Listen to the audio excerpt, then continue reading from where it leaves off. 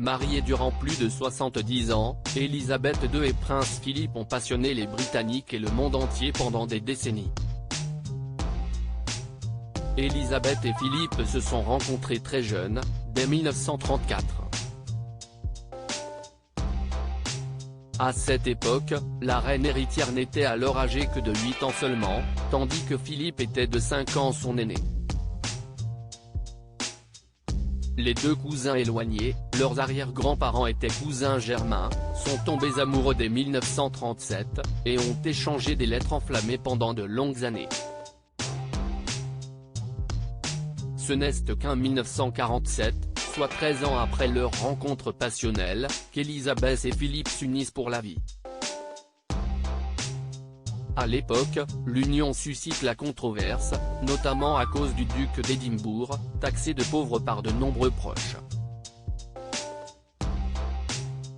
Les fans de la royauté britannique n'apprécient pas à l'époque que le nouveau prince consort du Royaume-Uni soit né en Grèce puis naturalisé britannique. Pire encore, la presse révèle que des sœurs de Philippe ont épousé des princes allemands proches du parti nazi. La mère d'Élisabeth a longtemps détesté Philippe selon certains biographes. La mère d'Élisabeth II, morte en 2002 à l'âge de 101 ans, s'était farouchement opposée au mariage de sa fille avec le prince Philippe.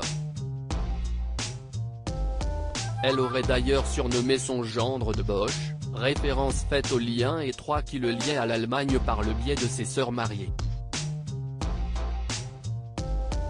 Quelques années avant de mourir, Elisabeth Bowes-Lyon révélait toutefois à la presse anglaise avoir accepté Prince Philippe, qu'elle qualifiait de parfait gentleman.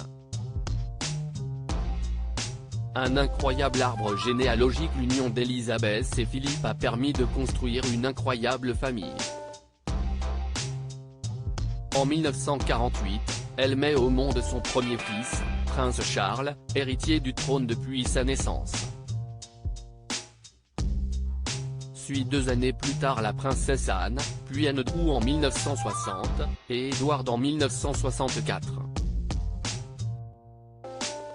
Elisabeth et Philippe avaient aussi 9 petits-enfants, et avaient accueilli en 2019 leur 9e arrière-petit-enfant, grâce au prince Harry et son épouse Meghan Markle.